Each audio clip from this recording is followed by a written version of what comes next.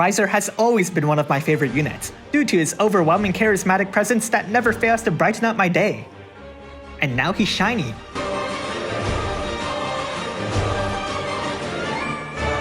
Golden Rizer's Trustmaster reward is loved by generations, a passive which grants a 50% boost to attack, demon slaying, and human killing. His Super Trustmaster reward is Rizer's Crown, which has a lot of attack. Of course, only the truly worthy can really wear this to its fullest potential, which you can tell if they have 1000 extra attack or not.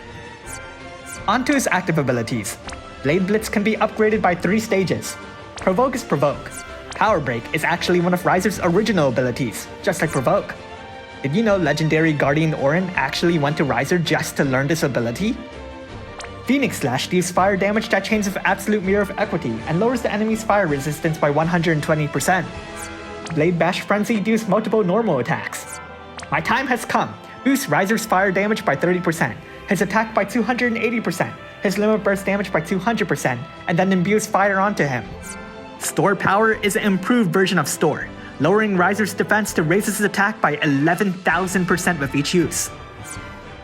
Passives. With his Trustmaster reward or Super Trustmaster reward equipped, Rizer gains extra limit burst damage and equipment attack while dual wielding. He's a man of many mysteries, dual wielding while clearly holding a single weapon. That aside, he has a lot of killers, but you will want to raise that Brave ability. Why isn't it raised? He also meets half the cap for limit burst damage, has a small boost to his limit burst gauge fill rate, and has quite a bit of limit burst regen. At EX plus 2, he'll get a lot of limit burst crystals, and at EX plus 3, he'll get 500 attack. Let's look at his limit burst. It's a self-chaining non-elemental attack. It also boosts your team's stats by 250% and their limit burst damage by 200%. Once his super limit burst is ready, he'll automatically cast Attack Shift, which raises his attack by 250% and his limit burst damage by 200%.